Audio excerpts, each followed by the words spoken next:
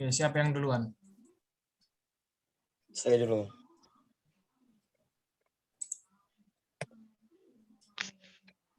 Bismillahirrahmanirrahim. Assalamualaikum warahmatullahi wabarakatuh. Salam sejahtera untuk kita semua. Baik, di sini kami akan mempresentasikan hasil diskusi kami yang dimana ini merupakan mata kuliah teknik pengolahan hasil pertanian, di mana kami mengambil judul kacang hijau, kunyit, tomat, nanas, kacang kedelai, ubi jalar, dan beranggotakan yang pertama Hanif Radin Putra, NIM 1857, dan saya sendiri Muhammad Rizky Saputra, NIM 1891, dan Imam Ramadan Ritonga, 1819, dan Andri Benhar Solo Marbun, NIM 1744. Baik, selanjutnya. Yang pertama merupakan cookies tepung kacang hijau, substitusi tepung bonggol pisang.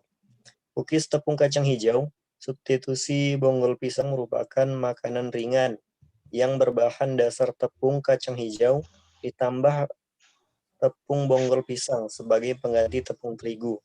Selain lebih mengurangi biaya produksi, tepung kacang hijau dan bonggol pisang sangat kaya akan nutrisi seperti protein, karbohidrat, serat, kalsium, fosfor, zat besi, vitamin B1, vitamin C, dan asam amino non-esensial.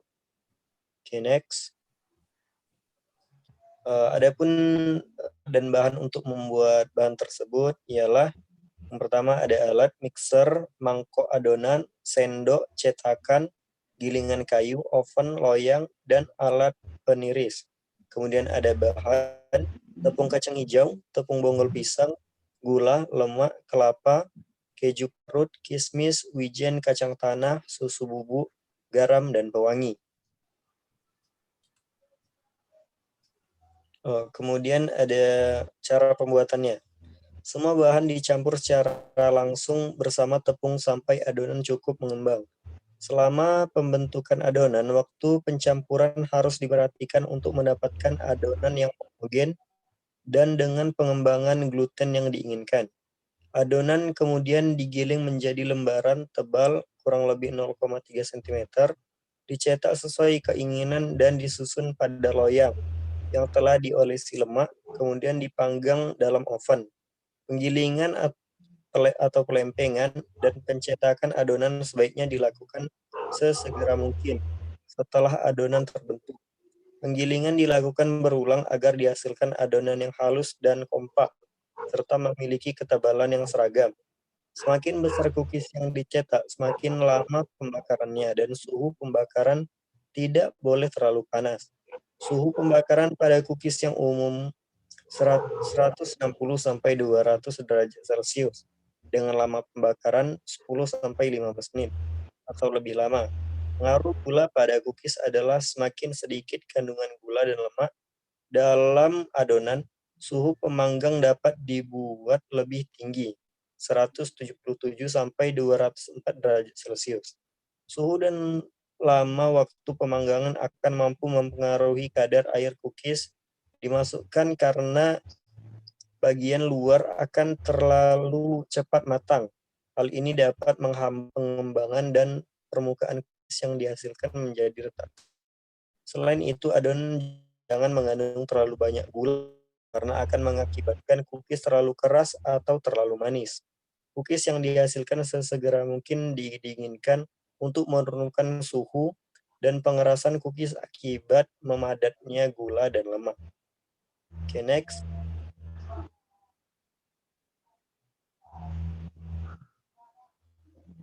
Selanjutnya,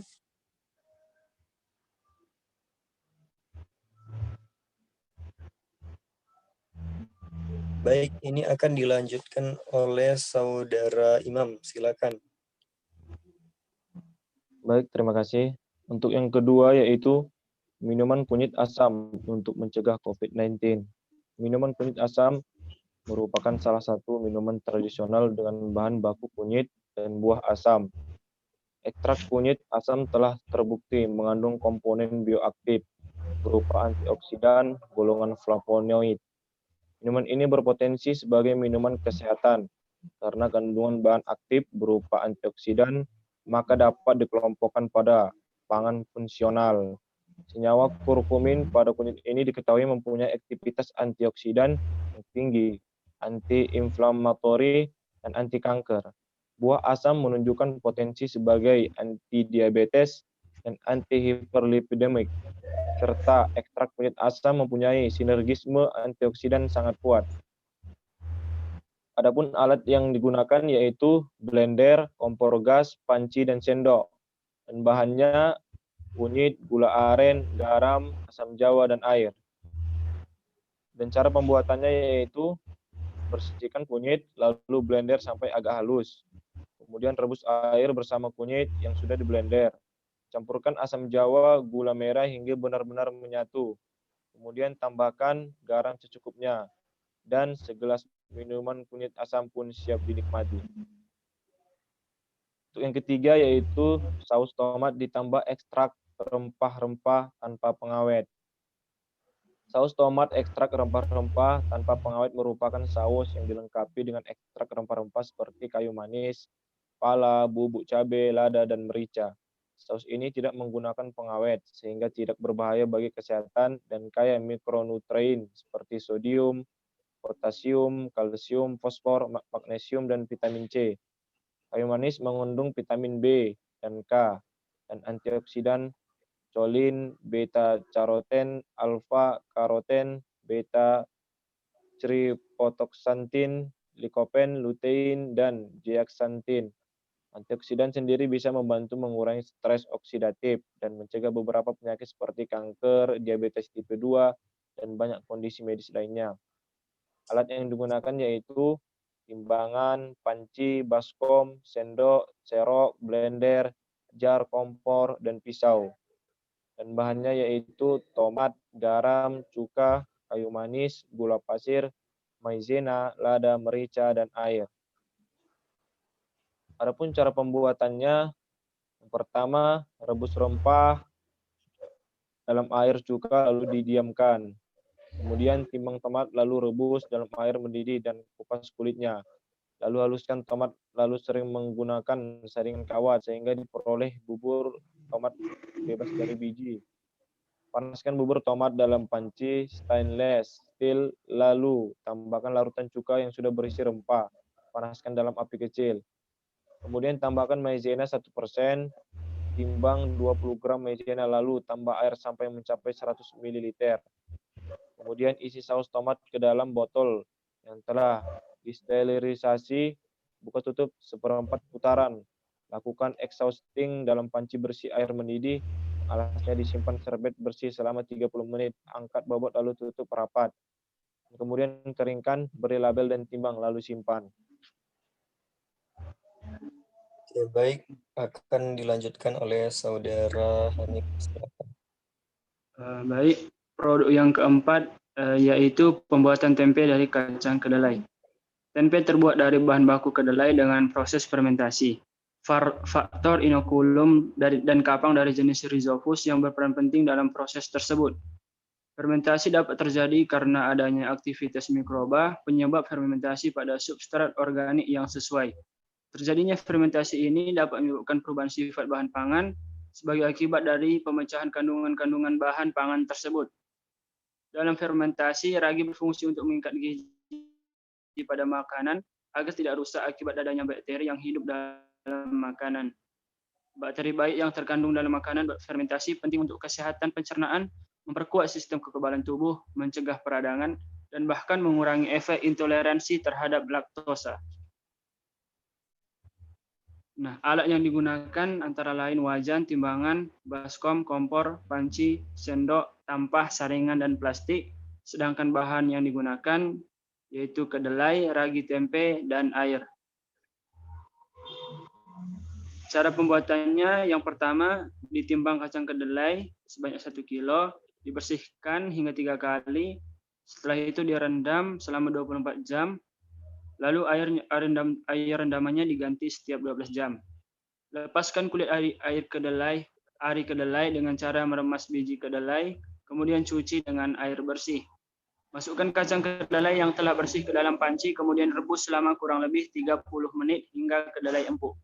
Tiriskan, kemudian pindahkan ke dalam tampah.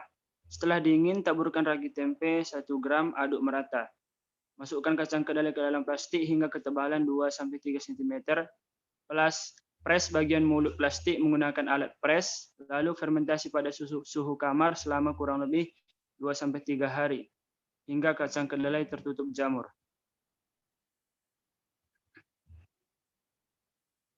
Produk yang kelima yaitu pembuatan selai nanas, yaitu di mana buah nanas mengandung vitamin C, vitamin A yang memiliki manfaat sebagai antioksidan untuk mencegah reaksi radikal bebas dalam tubuh.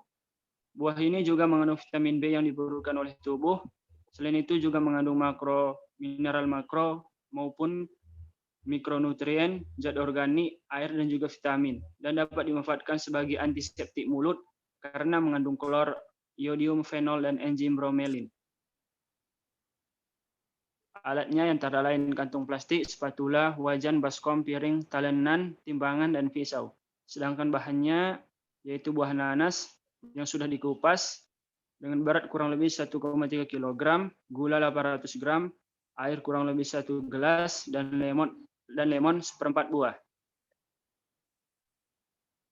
Untuk cara pembuatannya, yang pertama, disiapkan dulu alat dan bahan yang telah disebutkan.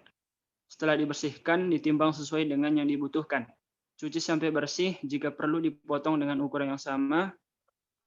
Nanas diparut sampai halus, kemudian dimasukkan ke dalam wajan dan dimasak dengan api yang kecil.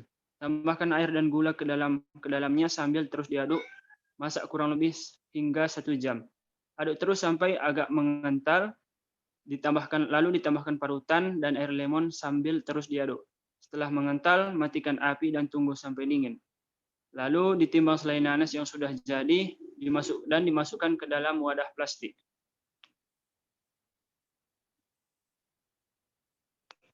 Baik, kemudian dilanjutkan oleh Abang Da Andri. Oke, selanjutnya, tepung rendah kalori dari ubi jalar. Pengolahan ubi jalar menjadi bahan setengah jadi, seperti tepung ubi jalar, dapat memperpanjang masa simpan dan meningkatkan nilai ekonomi.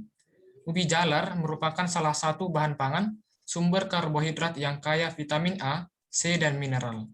Di samping itu, ubi jalar juga memiliki kadar serat pangan yang tinggi, sehingga direkomendasikan sebagai bahan diet. Ubi jalar yang daging umbinya berwarna ungu, banyak mengandung antosianin yang sangat bermanfaat bagi kesehatan. Ubi jalar yang umbinya berwarna kuning dan orange banyak mengandung vitamin A. Alat dan bahan yang digunakan yang pertama, untuk alat, baskom, pisau, kain waring, kompor, panik, timbangan digital, tray, tunnel dryer, blender, saringan. Sedangkan bahan yang digunakan adalah ubi jalar, air, uap air, Na2S2O5. Untuk cara pembuatannya yaitu yang pertama, pilih ubi jalar yang bagus, kupas kulitnya dan cuci dengan air sampai bersih, kemudian tiriskan. Selanjutnya, setelah ditiriskan, ubi jalar diiris tipis-tipis atau disawut. Kemudian, rendam potongan ubi jalar dalam larutan sodium disulfit 3% selama kira-kira 1 jam untuk menghilangkan getahnya dan hasil tepung lebih putih. Setelah itu, tiriskan lagi. Kemudian, setelah ditiriskan, dijemur sampai kering di bawah terik matahari. Kemudian, irisan ubi jalar yang kering dapat digiling atau dihancurkan dengan ditumbuk dengan menggunakan alat penepung. Kemudian, hasil gilingan kemudian diayak dan siap dikemas dalam kantongan plastik. Tepung ini dapat diolah untuk dibuat berbagai aneka makanan, dan tepung ini dapat disimpan lebih lama lagi atau dipasarkan. Baik, terima kasih Bang. Terima kasih telah